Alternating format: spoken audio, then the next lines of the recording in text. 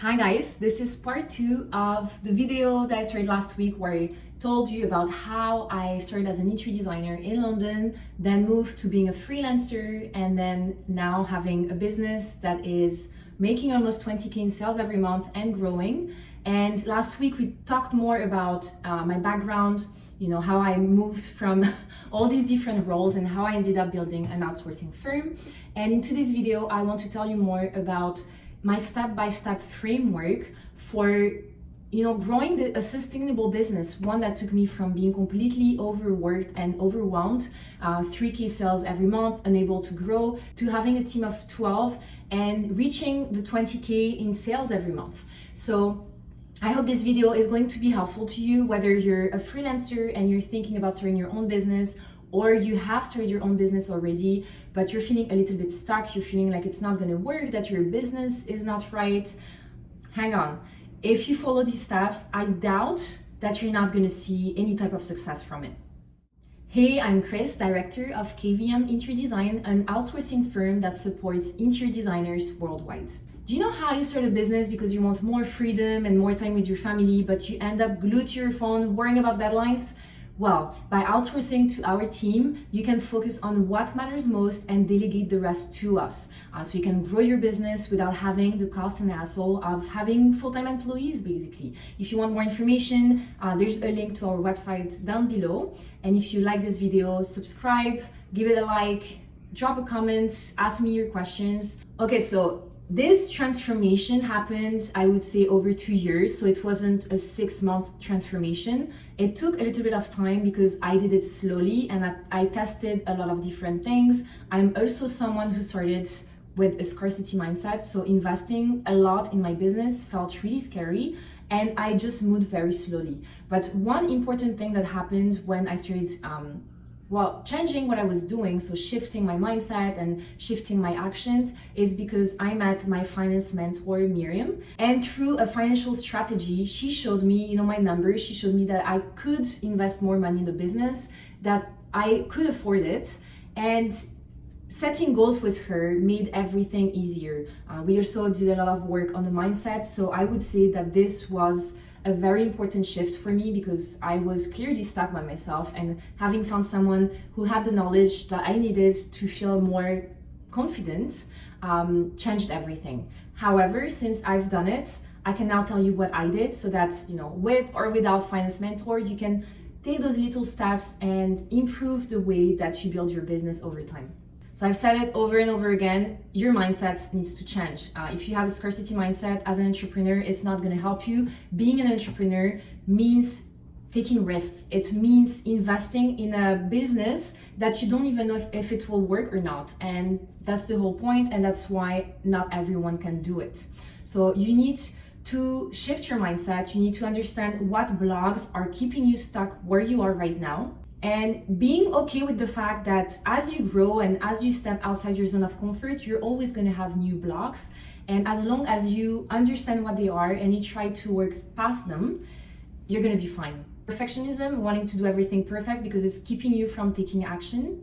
Scarcity, as I said, wanting to save money, and you cannot save your way to wealth. You're going to have to be a little bit more confident and just be okay with the fact that you're going to have to invest money and you cannot save everything. Because if you want to save money, you're not going to make more money. You need to be okay with letting go of the money so that more can come back to you. Another one that is pretty important is more is better. You think that as a business owner, you need to always be doing more to make more.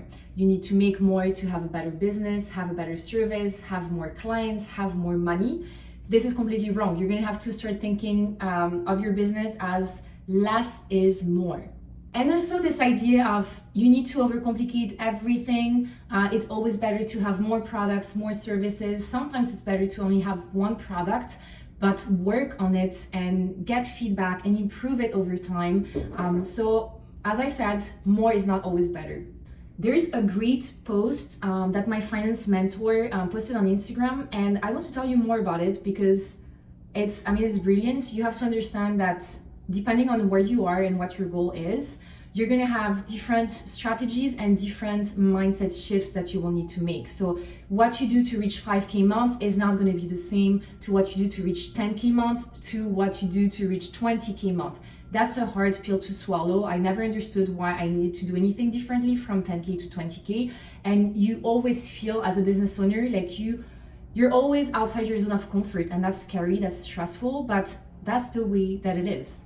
Okay, so what she says is, from 0 to 5K month, the mindset is overcoming perfectionism, rejection, and getting out there. The strategy is finding one base product which benefits you and your clients. From 6 to 10K per month, the mindset, become an owner, not an employee in your business. Focus on a great client experience instead of doing everything yourself. The strategy for that is your business is running mostly on its own, using less of your own time.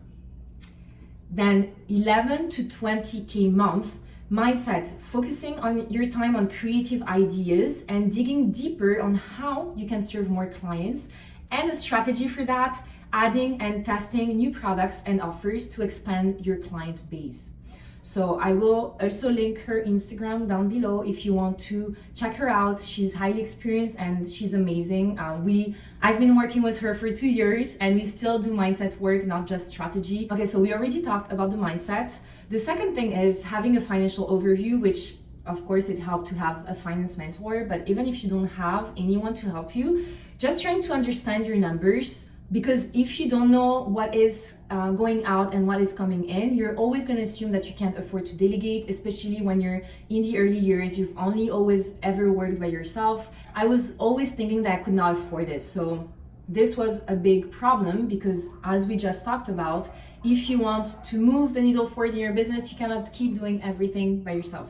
And also, when I started looking at my numbers and writing down every time we had a new sale, it makes you excited about money. Money is not something bad. A lot of people have these issues around money. They think that money is bad, that money is not important.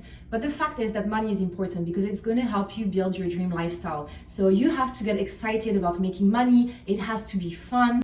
And seeing money flow into your account is amazing. It's going to make you more excited about improving your offer, about talking to your clients, about growing your business. The other thing about the financial side is that you need to reverse engineer. So thinking about what you want, what is your goal for the next 6 months? So let's say now you're making 2K and within the next 6 months, you want to be making consistent 5K per month. First of all, think about what 5K means in terms of numbers. So understanding how many units of your product or of your service package you need to be selling to reach 5K. It's actually going to make it easier for you to understand what it really means to be making 5K in sales.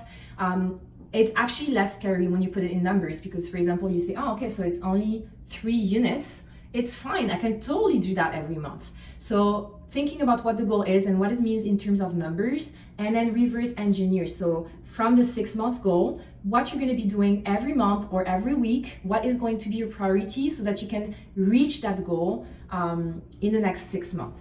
My finance mentor and I are working on a template that you're going to be able to purchase where you can plug in your numbers very easily and see, depending on your goal, what it's going to mean in terms of units, in terms of investments, in terms of the money that you're going to invest in delegating, for example. So I'm really excited about this template because it's going to make everything easier. It's going to give you a full overview of what you need to be doing to reach your goals, and it's going to make it more fun. So I'll stay tuned. I will tell you when this template is finally ready. And if you want to drop me a comment, I'll know that you are interested and I'll make sure to send you the information as soon as it's ready. Okay, we kind of talked about it already, but having a strategy is fundamental. I didn't have one for a long time, and it was simply because I didn't have time. I was always working in the business as an employee, doing project management and checking the work of my designers.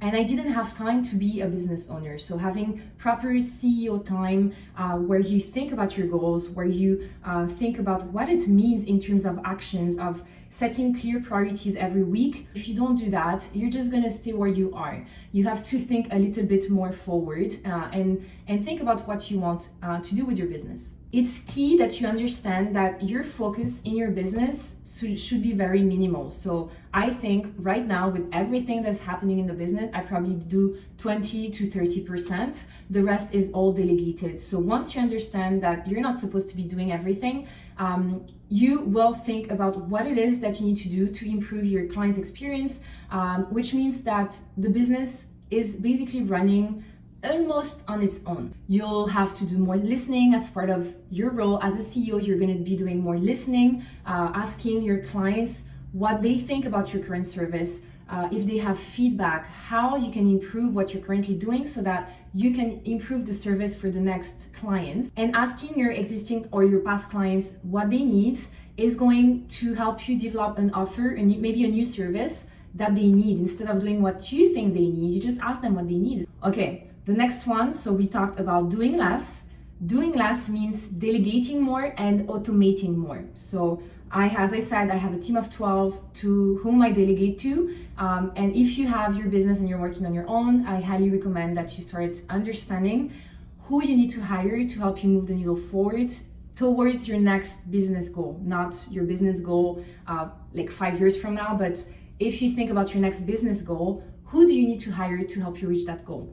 So when you invest in the right help and you invest in a tool that will help you automate some of the very repetitive tasks in your business, you're going to be saving a lot of your time that you'll be able to focus on being a CEO. So for automation, I use Dubsado. Dubsado is a CRM tool. I have lots of videos on YouTube that talk about Dubsado, so I'm not going to get into it in this video. You can check out the playlist for Dubsado. And also I have a lot of videos about delegating, obviously, so you can check those out. But investing in the right help and in automation is going to save you time that you will need to be a better manager, a better CEO.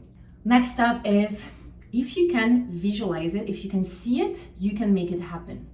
As I said in the introduction, you have to believe in what you are offering your clients. If you don't believe in your offer, how do you expect others to believe in it?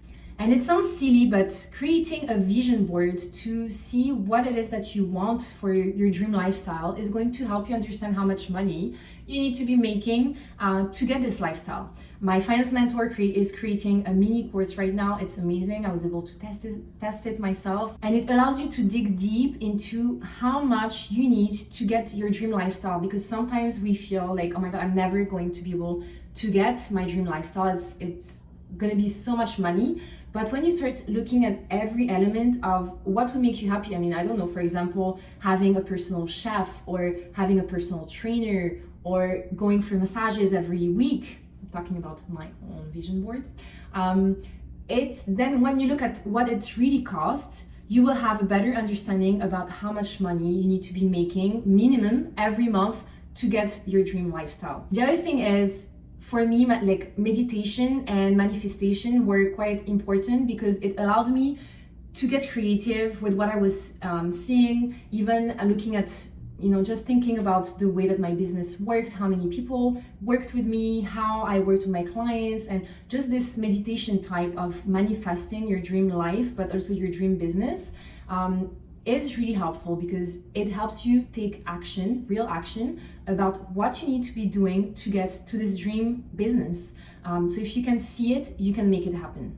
So many people say, I want to make more money, but they don't have a clear goal of how much money they want to make, why they want to make more money, what lifestyle they want. So they don't have anything to work towards because they don't have a clear idea. But when you start thinking about it, whether it's meditation or a vision board, you have a clear idea about what you're working towards. For me, it really helped, so I would suggest that you try it.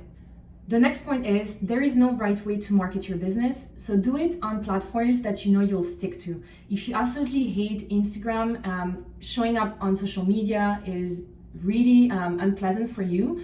You know you're not gonna stick with it, so try to find something else that you can stick to. Even though I would say that social media is difficult for everyone when you get started because it's a habit that you need to create. But if you see that you are really being inconsistent, that you're not doing it, you're not going to have results anyway. So it's better that you find another platforms that you know you'll stick to. So for example, I don't know, Pinterest, building a good blog that will help you with your SEO on your website, that will attract more and more people on the website rather than on your Instagram. Just stick to the platforms you know you will be consistent on. And the last point is just have fun. It needs to be fun to build a business, to create a strategy to make money. It needs to be exciting. If you're not having fun, it's going to be very difficult for you to grow. That's the reality. Like everybody else, I have times where I'm low on energy, I'm not feeling productive, I'm not feeling efficient, I'm not feeling creative. And these times, I can really see the results on my numbers. But when my energy is amazing, I feel inspired, I love talking to my clients, I love talking to my team, I love producing content that will help my clients, the results are phenomenal. So having fun is non-negotiable. I hope this video was helpful. If you have questions, don't hesitate to drop me a comment under this video. I answer everyone. If you liked it, please like, subscribe, and I'll see you in the next video.